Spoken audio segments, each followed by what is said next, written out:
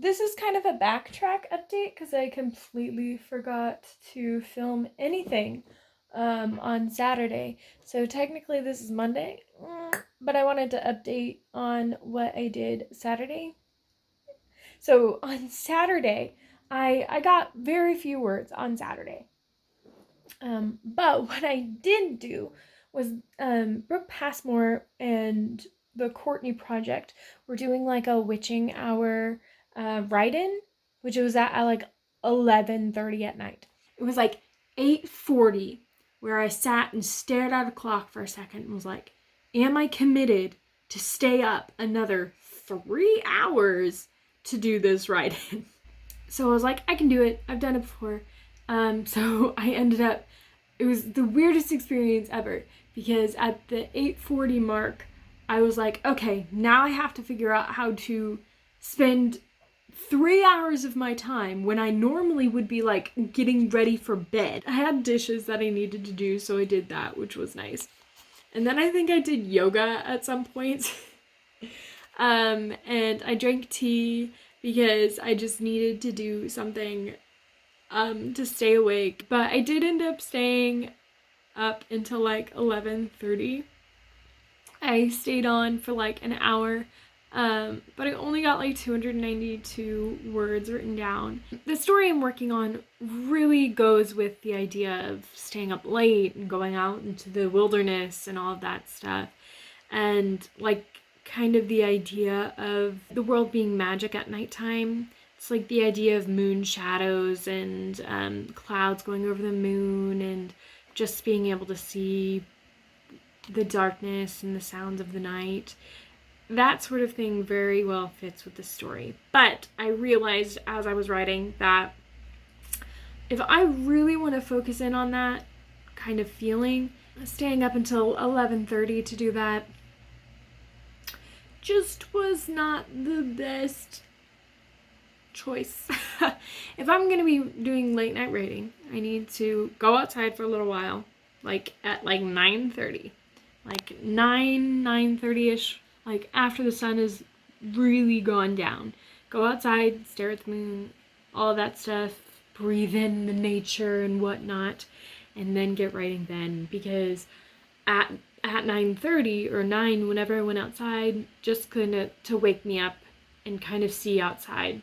I was like, I got inspired and I was like, ooh, this is what I need to do. But I was like, no, I need to wait. And then when I actually started writing, it was kind of like flat. And the idea I had kind of had drained away. I've learned I cannot write at 11:30 at night. I think it'd be better for me to write at 9:30. Hi, I'm actually outside, so I'm not going to talk super loud because I'm really close to my neighbors. They can probably still hear me. Did you see my paranoid eyes? Look at my purple. Isn't this lovely? I just think it's so pretty. I've written today, however, it was a Romeo and Juliet from a different character's perspective sort of thing. I did a short story for that. It's an idea that I've had for a long time, but it's from Mercutio's perspective, and it gives more insight into like Romeo and Juliet and their reasons for committing suicide at the end of the story, because one of the biggest things that I hated about Romeo and Juliet and still don't like about it, the reasons for the ending didn't seem strong enough. Like in my brain, I was like always thinking that there had to be something else going on that we didn't know about within the story. Stuff from Mercutio, and we're gonna get stuff from Tybalt. And I think I am super interested in this idea. It's probably gonna take me years to write, I think. Because right now I've got the novel I'm editing, and then I'm also writing a new novel. So I'll have that one kind of on the back burner always. The nice thing about that one is that it's already written. I know the plot. I don't have to worry about the plot is. So basically my idea with it is to like fill in the blanks from the story. So we really wouldn't get too much of like Romeo and Juliet's perspective or any characters that we see regularly within the story. We really wouldn't see a whole lot unless it's seen from the other from Mercutio or Tybalt's perspectives. But that's what I worked on today. And other than that, I did a live stream dance thing. Alex Wong, he was a contestant, and So You Think You Can Dance. And I follow him on Instagram, and he had a live stream dance combo class, and I did that, and it was a lot of fun. I miss dancing. I love learning dance stuff. I can get the moves pretty well, but I am not the greatest dancer. So I decided, like, weekend stuff, I kind of break my routine and do whatever I want to on Saturday and Sunday. I kind of have that thought process. You see that patch, like right there? I just spent, like, I don't know, an hour weeding that.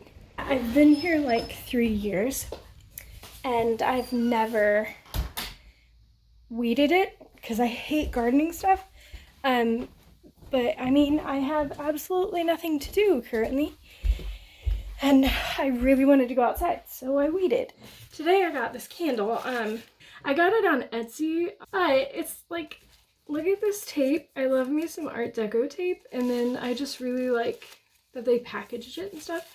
But why I'm talking about this candle is, so I realized the other day that the smell of rain was really kind of how I thought this story, like, the smell of rain was the story. I don't know, it's a weird thing. But this, I got a candle from the Secret Owl shop. It's called Thunderstorm, if you can see that. And I just got it because I wanted to have a candle that like smelled like rain, so maybe that'd get me into more of a writing standpoint, if that makes any sense. And I got two kinds. I got two because I know that, like, sometimes when you get a candle, it's like, it smells like this, and you smell it and you're like, I don't know. Hi, buddy.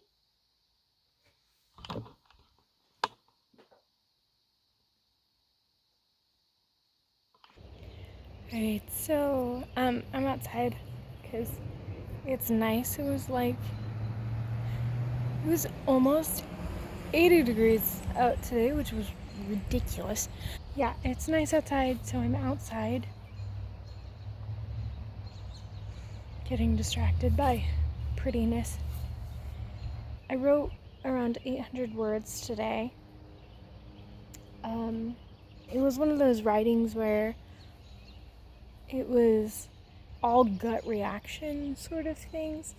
Like, it felt like this should happen, so it happened. Oh, there's a bat. Huh. Yeah, it was the kind of writing where it felt like it should happen, so I made it happen. And like by the end of it, I was really satisfied with how it felt. And oh, there's two bats. They're going after each other. But I was really satisfied with how it felt when I was finally finished with it. And then you can't really see it. Let's see. You can see the like dot of the moon.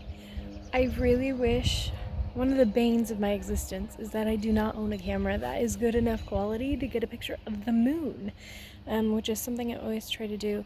But the moon's got like a weird fake quality tonight because the moon is like a yellow color, and then the sky is this, and the camera never does it justice, but the sky is like so smoothly colored that it feels like it's painted. I don't know.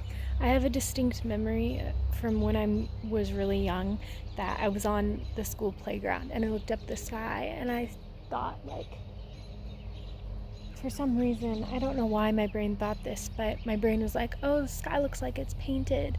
And I guess to me, it's like when it's super smooth and just all one color,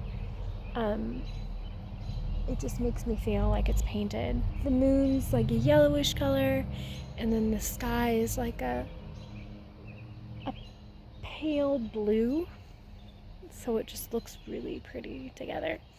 But I'm going to read outside for a little while because I want to read. and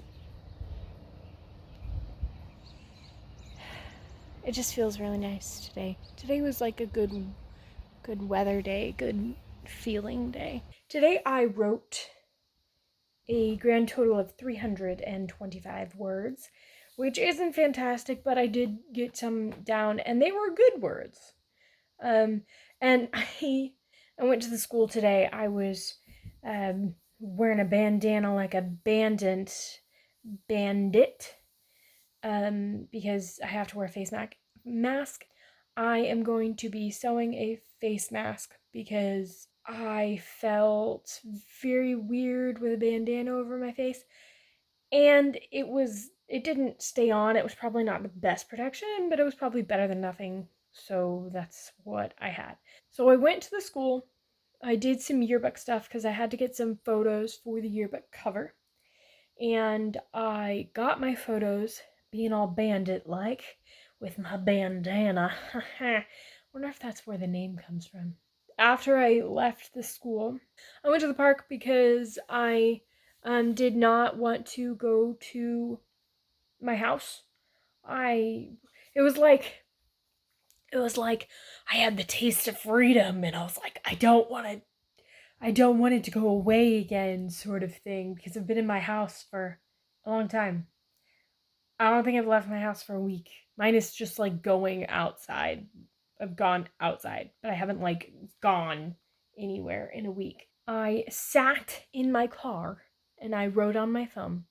And it was actually pretty good writing. I was pretty proud of it. And this book has been a struggle. It's a struggle because I want to get a specific mood with this story. And I feel like I can't just like hammer out anything, which is a completely different feeling than my last story. Because my last story I just hammered it out and got it done. I mean, it took months of writing. It wasn't like but like this one I feel like I have to get in the right mindset, and if it doesn't hit when I'm writing, then if I'm not in the right mood, I just don't write. Hi, this is Editor Bree. I feel like I rambled here and I needed to give you a clearer idea of what I meant. So, with my previous novel that I'm currently editing, which I call Little Folk, I just hammered the story out and used the catchphrase, the first draft is always shit, because it was my first novel and I just wanted to get it done and didn't really dig super into it when I was writing it. However, with this novel, Midwest Gothic, I feel like I have a more solid idea of how the story should feel.